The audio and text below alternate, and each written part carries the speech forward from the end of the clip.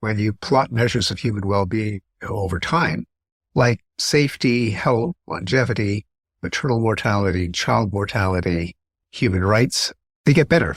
For all the problems we have today, the problems of yesterday usually were worse. Things aren't what they used to be.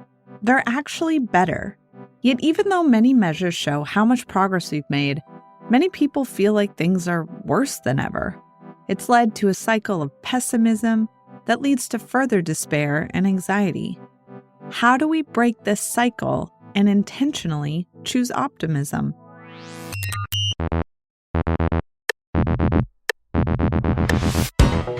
Welcome to Harvard Thinking, a podcast where the life of the mind meets everyday life.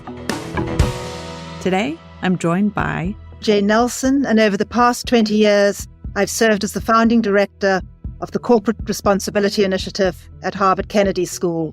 She spent her career figuring out how companies, communities, nonprofits, and governments can work together to create a more equitable and sustainable world. Then, Tal Ben-Shahar. I spent 15 years at Harvard as an undergraduate and graduate student, and then taught 2 classes on positive psychology and the psychology of leadership. He's currently the director of the master's degree program in happiness studies at Centenary University. And finally, Steve Pinker. I am a professor in the Department of Psychology at Harvard. Pinker's books include the bestsellers, The Better Angels of Our Nature and Enlightenment Now, The Case for Reason, Science, Humanism, and Progress. His work shows that progress isn't just a mindset, but a statistical reality. And I'm Samantha Liney-Perfas, your host and a writer for the Harvard Gazette. In this episode, we'll be discussing the value of optimism and how to embrace it when it feels like things are falling apart. I thought it would be good to talk about how each of you think about optimism. Is it simply trying to be positive all the time, or is it something more? I've often been called an optimist because of the 100 or so graphs in the 2 books showing that when you plot measures of human well-being over time, like safety, health, longevity, maternal mortality, child mortality, human rights, they get better. For all the problems we have today, the problems of yesterday usually were worse. Now, I prefer to talk about progress because optimism, for some people, can be depressing. If the best you can tell me is put a smile on your face and have a happier attitude and see the glass is half full, I think those can be helpful. But the point is that, objectively speaking, as best we can determine, things really have gotten better. Not by themselves. It's taken human effort and human ingenuity and human commitment. But it is easy, looking on the undeniable problems today, to assume that things were better in the past, whereas I think objectively the conclusion you have to come to is the other way around. From my perspective, I see 2 causes for sort of evidence-based optimism, despite challenging times we face. And I think first, as Steve says, there's very compelling evidence that things have got better and that we've made enormous progress, certainly in my career in the last 30 to 40 years, in improving quality of people's lives, livelihoods, their rights, their opportunities. If we look at the Sustainable Development Goals, colleagues of mine at Brookings recently did some research showing that of 24 indicators, 18 of them have improved, even since 2015, which has been a more challenging period. So I think that the fact that we know it's possible, we know what is possible and what can be achieved, is cause for optimism. And then to me, I think the second cause for optimism is that we know what is needed to move forward and make progress. What are the policies that need to be changed? What are the new business models and market incentives? We know many of the technologies, whether it's food systems or health systems or energy systems, that can make a difference. It's a question then of building the political will and public narrative to get there. Now, what both Jane and Steve are talking about is evidence-based optimism or grounded optimism. And it is important. Why? Because what we see around us is a great deal of detached optimism, which leads to what has become known as toxic positivity. So once we detach optimism from reality, we have a problem, because we know that if we're just told to, smile, everything will be just great. If you think positive, things will be positive. And many of those self-help mantras, we know that they're harmful. They hurt us more than they help us. And therefore, we need essentially the synthesis that leads to realism. F. Scott Fitzgerald once wrote that the test of a first-rate intelligence is the ability to hold two opposing ideas in mind at the same time and still retain the ability to function. And these two seemingly opposing ideas are optimism and pessimism. To believe that things are going well and will continue to go well, and at the same time, to also keep our eyes wide open and identify and see and recognize the things that are not going well and that need to be improved. I think that gets at something that I've struggled with. I often joke with my friends that I'm not really an optimist. I'm a depressive realist, and that it is hard to embrace the be happy all the time attitude that I think is very pervasive in our culture. But the reality is that things are objectively, statistically speaking, better now than they have been maybe ever. And yet it doesn't feel that way. It feels like we're living in a dumpster fire all the time. What do we do with that disconnect? We have to be aware of why it often feels like we're in a dumpster fire, where it feels like things are getting worse. And there are both psychological biases, such as the fact that we are more attuned to negative events than positive ones, particularly recent negative events. We often remember things that went wrong in the past, but we don't remember how bad they were at the time. As in the quotation from Franklin Pierce Adams, the best explanation for the good old days is a bad memory, has a lot of psychological truth to it. And while also realizing that a rich diet of media stories is in some ways not the best way to have an accurate appreciation of the world, because there are some built-in distorters. News is about things that happen, not things that don't happen. And it's about things that happen subtly and that are unexpected. And so there'll be a natural pessimistic bias built into the news, even if none of the editors or journalists themselves are pessimistic, simply because if you're reporting something that happened yesterday, it's more likely to be bad than good, because bad things can happen quickly. A building can collapse, a war can be declared, a terrorist can attack, a school shooter can attack.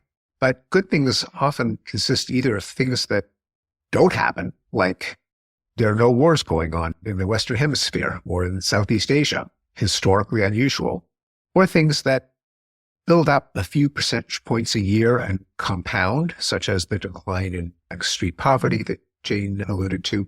Max Roser, an economist who set up the invaluable website Our World in Data, once said that the papers could have had the headline, 137,000 people escaped from extreme poverty yesterday, every day for the last 30 years.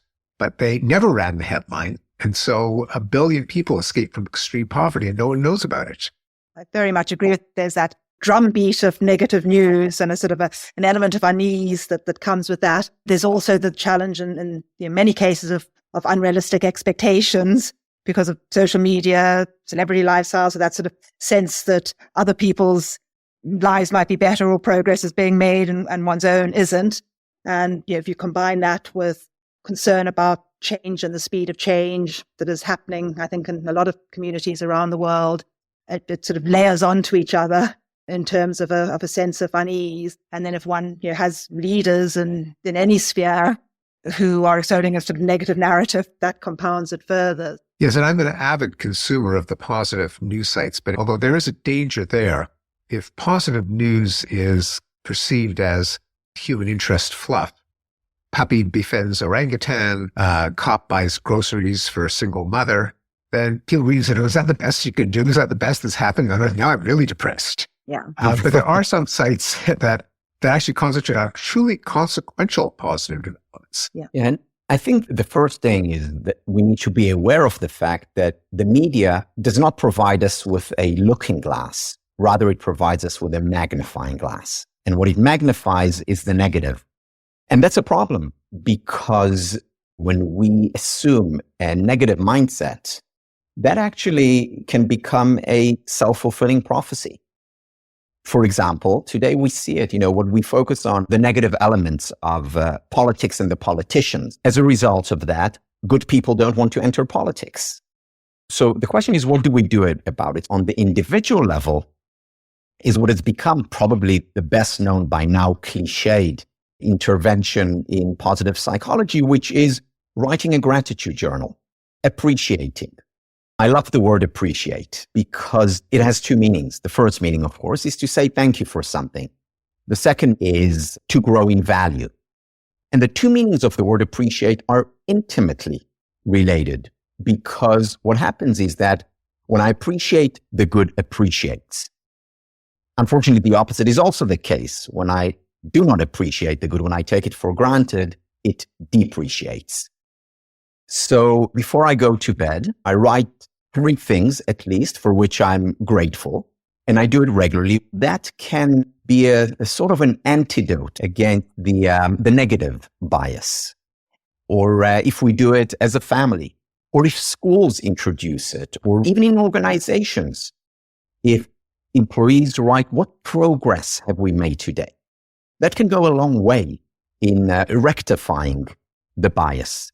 There's something you said, Tal, that's stuck out to me when you were talking about politics and this idea that pessimism, there can actually be negative consequences. For example, politicians fighting all the time. If you are then a citizen who cares about the world, you're a little less likely to be involved because what's the point? Politics are a mess anyway. Are there other negative consequences or dangers to pessimism? There are 2 big ones. One of them is fatalism.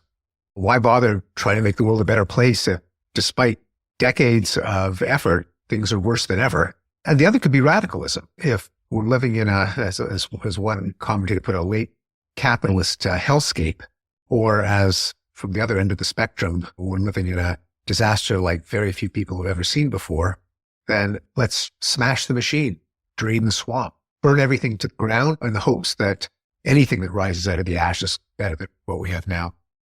But if you have enough, I don't want to call it pessimism, but I'll call it realism, that things by themselves don't get better, that the universe has no benevolent interest in our well-being. Things fall apart, disorder increases, there are more ways for things to go wrong than to go right.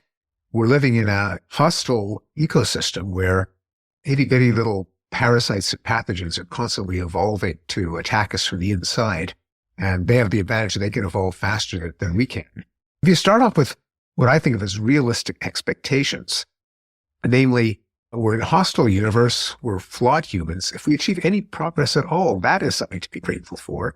And that we should calibrate our expectations that, especially if, as we have been emphasizing, there actually has been progress, then let's not dismantle the system. Let's constantly improve it, because nothing is optimal. And even if it were, the world changes. So we constantly need to reform things. But let's build on the successes that we've had and not be so fatalistic and cynical that you give up or hope that things just naturally get better, which they do not. Exactly. And both toxic optimism and, to a large degree, pessimism prevents us from asking the difficult questions that we need to ask of ourselves and our colleagues and families. I think it prevents us from making the changes that often need to be made. And it also often prevents us from taking the precautions that need to be made in terms of navigating challenging environments. So I feel where evidence-based optimism can play a critical role is in being solutions-oriented and having the confidence to try things even if we're not sure that they're going to work out, and to be looking the whole time, whether it's at a micro community level or a new policy level or even a global governance level, what are new solutions we can try, and building a sense of shared purpose and common goals around those potential solutions. A concept that for me has been very helpful actually in understanding optimism has been hope. Rick Snyder, who's one of the founders of the field of positive psychology, identifies 2 separate elements that make up hope. The first element is willpower. So hope is about saying, yes, I can. It's possible. I'm going to do it, or things are going to turn out well, which is more or less what we associate with an optimistic mindset. But there is a second element to hope, according to Rick Snyder, and that is way power. Way power is how I'm going to do it. I was watching an interview with Serena Williams This was years ago, and it was one of her great comebacks. And the interviewer asked her, how do you do it? So often you come from the brink of defeat and you win. And she said, every time I go on court, I have a plan A. And I try it. And if that doesn't work, I always have a plan B. And if that doesn't work, I have a C, a D, and an E. That's way power. So it's not just, yes, I can win this game. There are also alternative pathways that will help me succeed. And I think that the power then of what one could call collective willpower and collective way power is remarkable. I was in Tanzania over the summer visiting some of the hospitals there. And 10 years ago, the central hospital in Tanzania didn't have an emergency department. And a small group of 4 or 5 doctors and a couple of nurses got together, got some support from US-based company, the Ministry of Health, some American medical schools, and they built an emergency care residency program. They built the department. They've now built an emergency care professional association to cover the entire country. And they're building out hospitals now all over the country. It was a group of 4 or 5 people who started it. And over the period of less than 10 years, it's now a nationwide program. And I think we see examples of that again and again. And I think to Tal's point, some things didn't go right and they reoriented and tried different pathways. But that sense of purpose and willpower, and then you're collectively developing those sort of shared pathways and vision, I think can be very powerful. Jane, a lot of the work that you've done over the last few decades has been basically based in the idea of cooperation. I'm thinking about another aspect of humanity, which is competition. And I'm wondering if there are times where it can lead to this sense of one-upmanship and everyone just looking out for themselves. Do you see a tension between those things, between cooperation and competition? I mean, certainly in my case, there are tensions, but I think even in the most competitive industry sectors, I've seen industry competitors coming together around issues like safety, human rights, living wage, decent work.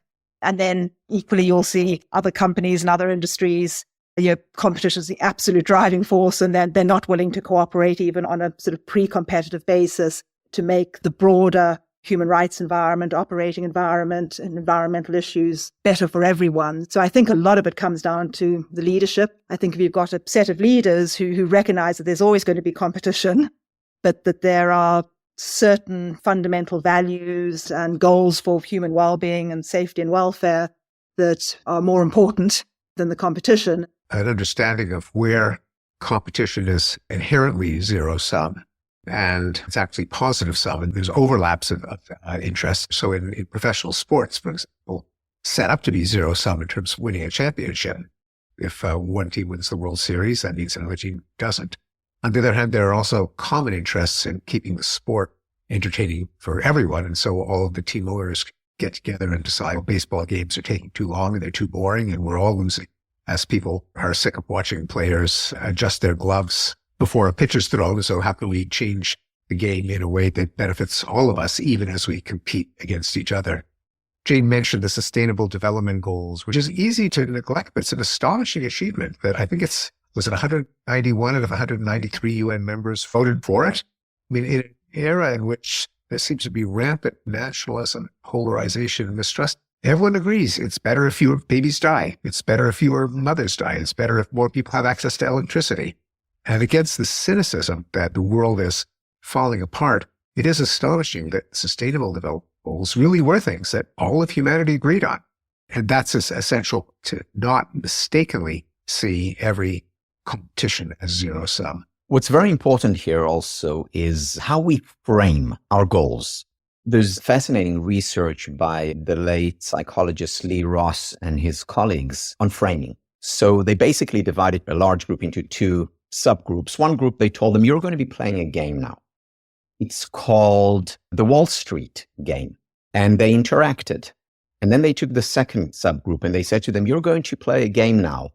It's called the community game. Now, even though they played the exact same game, there was much more competition among the participants in the first group, the Wall Street game, versus the second group that were much more likely to cooperate, to help each other, to work together. So merely framing our goals, our objectives, our projects in a different way can sometimes make all the difference between cutthroat competition and benevolent cooperation. Even though things globally are a lot better now than they've been, there's still a lot of suffering in the world. It made me wonder if optimism is a privilege, if it's a privilege to be able to feel optimistic, even to the point where maybe you take progress for granted. I think it's the other way around. In fact, if you look at measures of optimism across countries, it's the rich countries that are pessimistic. That's the luxury. In fact, I think the most pessimistic country in the world is France. That's a pretty nice place to live. And the most optimistic, for a while I think it was China, and I think Kenya was pretty optimistic. Partly it's the slope, it's the trajectory, the improvement that people see in their lives. But this goes back to Tull's point on the salubrious effects of gratitude and appreciation. I hate to say this is a national stereotype and a cliche to say that the French are spoiled, but by human standards, they're pretty good. But in many ways, it's pessimism that's the luxury, at least if it comes in the form of blowing off good fortune that your ancestors worked very hard to attain. Because again, good things don't happen by themselves. It's easy to pocket the gains, forget that they're not the natural state of affairs, but they themselves are the hard-won achievements of our predecessors. And I think Tull's framing of toxic optimism, I think if you have toxic optimism amongst elites, there is a danger of lack of empathy and compassion. And the infamous, the poor can just pull themselves up by their bootstraps, and total lack of understanding that they don't have bootstraps and probably not boots, and that so many communities do need support and help. The key to my mind here, the emphasis needs to be on effort. So when you have a country emerging from poverty, there's a great deal of effort that millions and sometimes billions of people have to invest. And why is effort so important? Steve, you were talking earlier about how you can have a national character that is spoiled. Why? Because in some ways, not in all ways, but in some ways, things have been too easy. If we go to the gym and all the weights are on zero and we lift those, we're not going to get stronger. In fact, our muscles over time are going to atrophy. In other words, we need resistance in order to grow stronger. We need hardships and difficulties in our lives to a point. How do we break out of this pessimistic cycle that we have found ourselves in? I would like to see the news media have a bit more of a historical perspective. And by that, I don't mean going back to the writings of de Tocqueville in the 19th century or ostentatiously erudite allusions to the Romans, but just in presenting an event, put it in the statistical context, put it in the context of the last 5 years, 25 years, 50 years. I would like to see the news section of the paper take some lessons out of the business section, the sports sections, where they present everything in statistical context. The sports page is not optimistic in the sense of only reporting when your team wins, or pessimistic or only reporting when it loses. Either way, it gets reported and you read the standings every day. Likewise, the stock prices and commodity prices and so on. I think there should be realism in terms of opinion journalism and the opinion industry in general, what we can reasonably expect. That is, can politicians really solve problems of unemployment and inflation and energy and national well-being? It's a recent idea that is part of the job description of president, to control the economy and the national mood. But just to remember, our politicians themselves are humans with all their flaws, with many constraints, and so not to lead to a situation where trust in all institutions is plummeting, part because expectations are that they have near magical powers, which they can never live up to, leading to this cycle of cynicism and fatalism. Steve, I love the fact that you essentially recommended reading the sports section of the newspaper, which I must admit is my favorite. And on top of that, what I would add is the approach of the field of positive psychology. And what's unique about it is that it changes the questions that we ask. Traditional psychologists or psychotherapists would begin perhaps the session by asking what's not working in your life or what's wrong. Or a couples counselor would ask, what's not working in your relationship? What do you want to fix?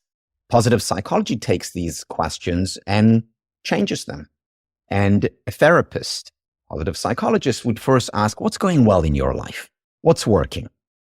we'll of course get to the problem. We're not ignoring them, but let's begin with what is going well. Or a couples counselor would ask, what's working in your relationship? You wouldn't be here if nothing was working. And what the evidence shows is that when we start with these questions, we energize the individual, the relationship, the team. We're in a much better place from which we can deal then with the difficulties, hardships, and failures. My former boss, the late Kofi Annan, Secretary General of the UN, used to talk about coalitions for change. And I think coalitions, whether they're within a community or they're within an industry sector or at a national level, if one can build coalitions with initially a small group of people who have that sense of purpose, I think that's another way to overcome cycles of pessimism and to build larger groups around a common agenda. For my last question, I wanted to get a little bit personal, not too personal, but as you all navigate the world, I'm sure you've got your rough days. I'm sure you've got your days where you're like, this is a mess.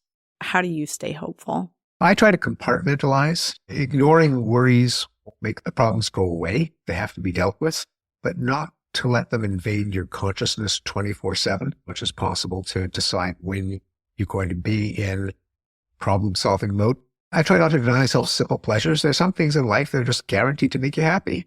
Good food and good company. You deserve those too. Put things in perspective.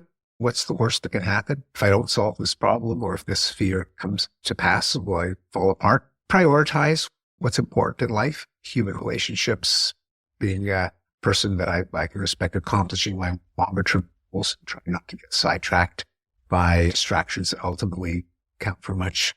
A set of tricks like that, but not least, not depriving yourself of sources of guaranteed pleasure, because the world has no shortage of stressors and toxic stimuli. To me, it's family and friends, and trying to be very intentional every day. And I travel a lot and being very conscious of checking in with people I love and who I know love me. I like to journal and have a gratitude journal. And I think doing that very consciously every day, one realizes just how blessed we are and how much joy we often have in our lives, even when things are challenging and difficult. I meditate and I love getting out in nature. And then I think just the constant reminders of encounters with people who have demonstrated amazing resilience or courage in overcoming challenges. And in my work, I am incredibly blessed and privileged to meet a lot of people like that. And just a reminder of just how many amazing, remarkable, inspiring people are there in the world. And those numbers definitely outweigh the people who are bad. And being consciously aware of that is what keeps me very positive and hopeful for the future. So I've been keeping a gratitude journal since the 19th of September, 1999. Not because I read the research then. The research didn't come out until 2003. But because Oprah told me to do so. Actually, on one of her shows, she mentioned a gratitude journal, and I thought, wow, what a lovely idea. And I tried it, and again, I didn't need the research that came much later to convince me how helpful it is. But there is another thing that I do, and I credit one of my other teachers with that, and that is the late Daniel Wagner. His research on ironic processing points to a very important point within the field of positive psychology, and that is that the first step to happiness is allowing in unhappiness. The paradox is that when we experience sadness or anxiety, and our response to that is, I shouldn't be sad, or I don't want to be, or I shouldn't be anxious, the sadness and anxiety only intensify. The paradox is that when we accept and embrace them, when we give ourselves the permission to be human, that is when they do not overstay their welcome. Simply observe, simply accept, simply be with the emotion. First step to happiness is allowing in unhappiness. Thank you all for joining me for this really great conversation. Thank you. Thank you. Thanks, Jane, Tal, and Sam. Thanks for listening. For a transcript of this episode and to see all of our other episodes, visit harvard.edu/thinking. This episode was hosted and produced by me, Samantha Liney Perfas. It was edited by Ryan Mulcahy, Simona Covell, and Paul Makashima, with additional editing and production support from Sarah Lamati. Original music and sound design by Noel Flatt. Produced by Harvard University. Copyright 2024.